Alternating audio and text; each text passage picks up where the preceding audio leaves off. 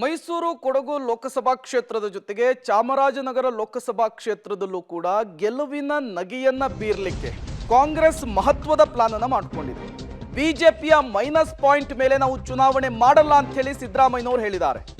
ನಾವು ಮಾಡಿದಂತಹ ಕೆಲಸದ ಮೇಲೆ ಗ್ಯಾರಂಟಿಗಳ ಮೇಲೆ ಚುನಾವಣೆಯನ್ನ ಮಾಡ್ತೇವೆ.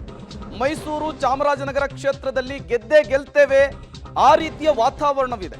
ಕಳೆದ ಅವಧಿಯಲ್ಲಿ ಮಾಡಿರುವಂತಹ ಕೆಲಸ ನಮ್ಮನ್ನ ಕೈ ಹಿಡಿಯುತ್ತೆ, ಎಲ್ಲರೂ ಕೂಡ ಒಟ್ಟಾಗಿ ಕೆಲಸ ಮಾಡುವಂತೆ ಸಿಎಂ ಸಿದ್ದರಾಮಯ್ಯನವರು ಇವತ್ತಿನ ಸಭೆಯಲ್ಲಿ ಒಂದು ಮಹತ್ವದ ಸೂಚನೆಯನ್ನ ಪಾಸ್ ಮಾಡಿದ್ದಾರೆ. ಈ ಮೂಲಕ ಎರಡೂ ಕ್ಷೇತ್ರಗಳನ್ನ ಗೆದ್ದು ತೀರ್ಲೇಬೇಕು ಅನ್ನುವಂತಹ ಒಂದು ಟಾರ್ಗೆಟ್ ಅನ್ನ ಕಾಂಗ್ರೆಸ್ ನಾಯಕರಿಗೆ ಫಿಕ್ಸ್ ಮಾಡಿದ್ದಾರೆ.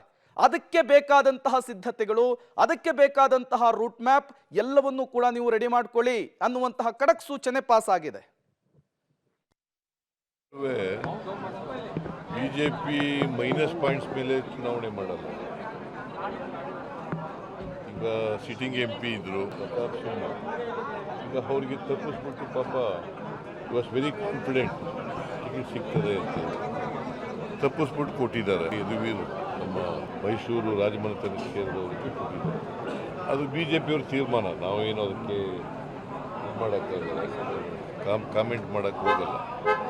ಬಟ್ ನಮಗೆ ನಾವು ನಮ್ಮ ಮಾಡಿರ್ತಕ್ಕಂಥ ಕೆಲಸಗಳು, ಸಾಧನೆಗಳು, ಹಿಂದಿನ ಸರ್ಕಾರದಲ್ಲಿ ಮಾಡಿದ್ದವು, ಈ ಸರ್ಕಾರ ಮಾಡಿದ್ದವು, ಆ ಸಾಧನೆಗಳ ಮೇಲೆ ಒಟ್ಟು ಕೇಳಲಿಕ್ಕೆ ಹೇಳಿದ್ದೀವಿ ನಮ್ಮ ಕಾರ್ಯಕ್ರಮ. ಪ್ಲಸ್ ಮೈನಸ್ ಅಲ್ಲ, ಇಡೀ ಕಾನ್ಸ್ಟಿಟ್ಯೂನ್ಸಿನೇ ನಮ್ಮ ಪರ ಇದೆ. ನಾವು ಯಾವಾಗಲೂ BJP